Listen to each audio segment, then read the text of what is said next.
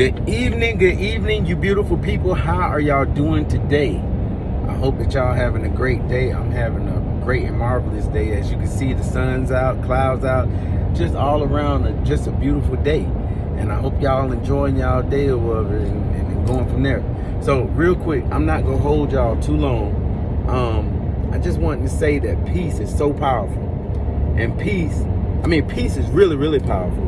And peace just doesn't affect you, but it affects your environment, and it affects the people that are around you when you're at peace. Now, let me give you my disclaimer. I'm not a religious guru or a religious person or anything like that, and I respect all people. I respect and I love all people, whatever. So I don't care if you're Christian, Buddhist, Muslim, or whatever the case may be, however you identify your higher self or your higher power, that's up to you. But I'm giving you these examples or whatever because this is just an example that I thought of. All right, so the two people with two stories that I'm thinking of are the stories of Jesus when he was in the ship, and Jonah when he was when he hid in the ship. And the thing that I'm thinking about is, and keep in mind, I'm paraphrasing, is that Jesus was at the bottom of the ship, right? The disciples and everybody else was at the top of the ship. If I remember right, he was either praying or meditating or whatever the case may be. The weather started to get bad, to get really bad. Jesus went to the top deck, he spoke some words, and the weather stopped, from my understanding. Okay. With Jonah, there was a conflict between the instructions that were given from God and Jonah. He hid in the ship. When he hid in the ship or whatever, the weather got really bad. He then was thrown off of the ship, swallowed by a whale, but after he was thrown off of the ship, the weather stopped. Now, going back to Jesus,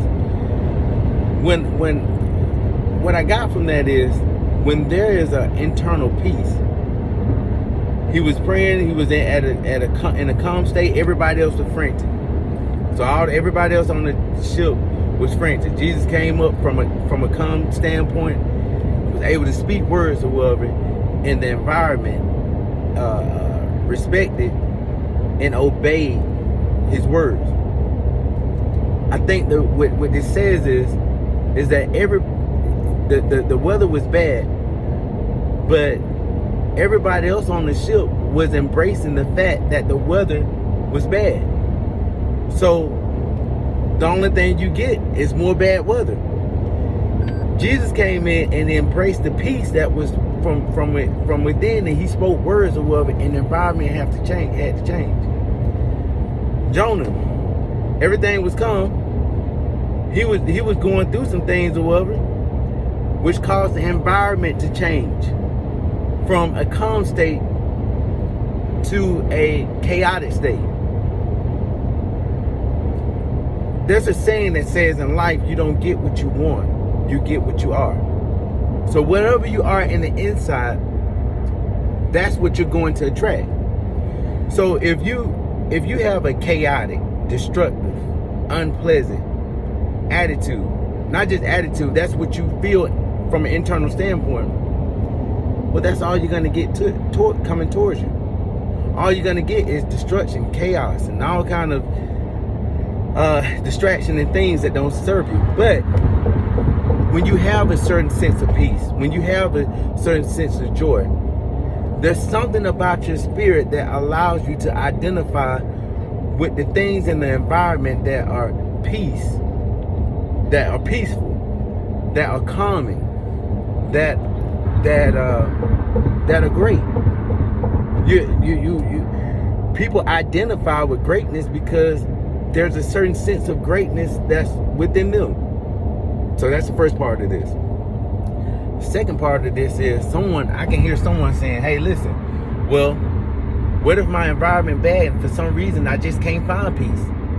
What if I'm doing what the disciples have done when they were with Jesus and they're on the deck and they're embracing all of the bad weather and the negativity?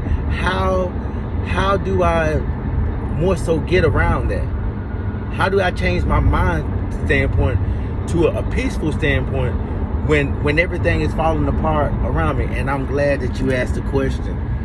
I'm glad that you asked the question. I can't speak for everybody, but I can tell you what works for me.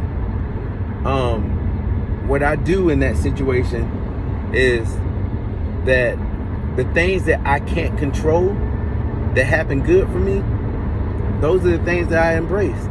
For example, my grandmother, God rest her soul, she was old.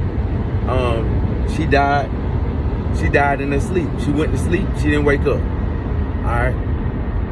She couldn't control that. Now, some may say because of old age, that may be a thing, but in the same sense, there are people that around my age, that 35, 34 years old, and they wake up, they go to sleep, and they don't wake up.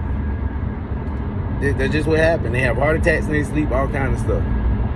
The fact that you can go to sleep, you can fall asleep, and you can't control if you wake up or not, but your heart, whatever it is, saw fit for you to get up another day,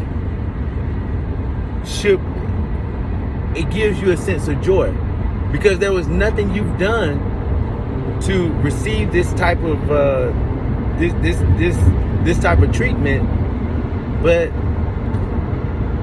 good fortune, it happened because you're here. My dad died from COVID-19 or whatever. My dad was 70. And yeah, he had a pre-existing condition. He was a diabetic. But guess what? I got COVID as well. And even though I'm in pretty good health or whatever, there are other 35-year-olds that were also in great health that died from COVID-19. I couldn't control getting it. I can do things to prevent it. I can put on a mask. I can make sure my hands are clean or whatever the case may be. But I couldn't control receiving it, and I couldn't control my healing. I did things like, drunk lemon water and all kind of little remedies or whatever. But the point that I'm making is I could not control me contracting COVID-19, and I couldn't control me being healed from it. These are things that I couldn't control that turned out okay. So when you start to embrace the things that you couldn't control and that happened, that gave you inspiration or whatever the case may be, or gave you healing, then it puts your mind in a different vibration, and it gives you a sense of confidence that whatever storm I'm going through right now, I have adequate proof that in these things that I couldn't control, I got through it. So guess what? This weather that's going on, I'm gonna get to it through this as well or whatever. That's when, and then when you identify that and you have that internal peace, like Jesus did, then the entire environment changes. We don't realize how powerful our minds are. We don't realize that when you're grateful for the things that you can't control and you find a certain peace in it, how that peace start to attract other peace. And we don't realize that and on the flip side, we don't realize that when we're not grateful and we can identify everything that's negative in our lives, the only thing we're doing is embracing negativity, and all that negativity starts to continue to come back. Can't nothing get right. You go to this store, you get robbed. You do this, the food's not good, blah, blah, blah, blah, blah, blah, blah, blah, blah. Instead of being grateful, you go to a restaurant complaining that the food is not good, but instead of being grateful that there's some people that can't afford to go get any food. There's some people that want food. There's so many things, variables out here that could be, could have you in a space of being unfortunate, or you can experience all this type of misfortune, but you're in a blessed place. But because you're not appreciative of the things that you have, you continue to attract all of these negative things.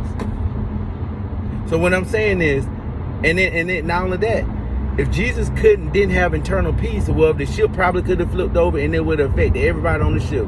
If Jonah wouldn't have jumped off the ship or whatever, because the internal conflict that he had between God and himself or whatever, it probably could have flipped over the ship. What I'm telling you is your peace not only helps you, But your peace help the people that are directly in your environment, and it can change your environment. I hope that this helps someone. I'm not talking on something that I thought or something I've heard. I'm talking on experience. I mean, man, I've been through a lot, and if I didn't have the ability to step back and take a look at how things could have been versus how they are right now, be in a world of trouble. So what I'm telling you is, embrace it and embrace the things that are going good in your life.